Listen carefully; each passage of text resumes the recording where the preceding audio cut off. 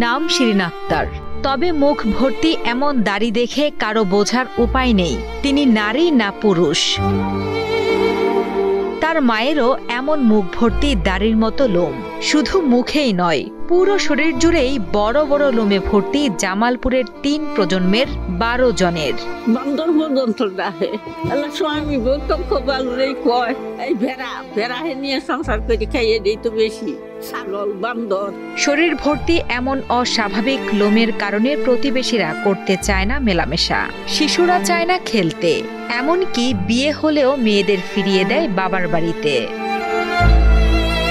সমাজের চোখে তারা যেন মানুষ নন, এক অজানা কৌতূহলের বস্তু মাত্র।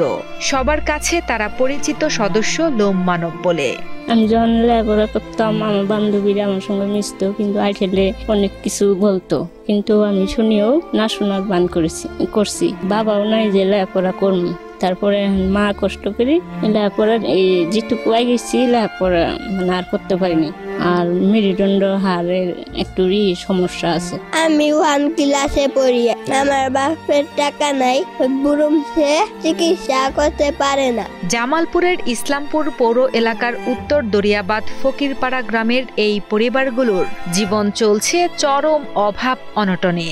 তাদের কেউ রিকশা চালিয়ে, কেউ দিনমজুরি করে কোনো মতে টিকিয়ে রেখেছিল জীবন। কিন্তু বয়সের ভার আর সামাজিক বঞ্চনার চাপে এখন তাও আর সম্ভব হচ্ছে না তাদের। কোনো চাকরি বাকরি পায় না, লাভ মিস্ত্রি কাম টাম পাইলে করে। মানুষ আঙ্গুরে ভিন্ন চয়ে দেয়, বিয়ে শাদী দেওয়া করি না। একটা মেয়ে বিয়ে দিছি খুব কষ্ট করে, আর মনে করেন আঙ্গুরে সমাজে কামাই রোজগার নাই, ঠিক মতো দিন মজুরে কাজ করে কোনো সংসার চালাই। আমার স্বামী পশমালা, আমার 5 মেয়ে, আমার মেয়ে সন্তান এলাকাও কারো গুঙ্গ যাবার পায় না, তাতে খেলা করে একটা মেয়ে বিয়ে দিছি, জামাই ধরেন পশমালা জায়গা। এমন অস্বাভাবিক চেহারা দেখে তাদের সাথে মিশতেও চায় না কেউ। বিয়ে হলেও মেয়েদের স্বামী বা শ্বশুরবাড়ির লোকজন তাদের নিয়ে করে উপহাস, কেউ কেউ আবার ফিরিয়ে দেয় বাবার বাড়িতে। বিয়ে শাদী দেয় না, পশমালা কানে বিয়েই দেয় না। আমার বাপেরা বাপচাচারা 5 ভাই আছে, 5 ভাইয়ের মধ্যে আমার বাপেরই এই সমস্যা আছে। আমার বাপের অন্তনে আমার 2-3 ভাই আর আমি এইরকম হয়েছে। আমার আয় রোজগার নাই, আমার ছেলেটার উপরেই 5টা পেট এখানকার বর্তমানে।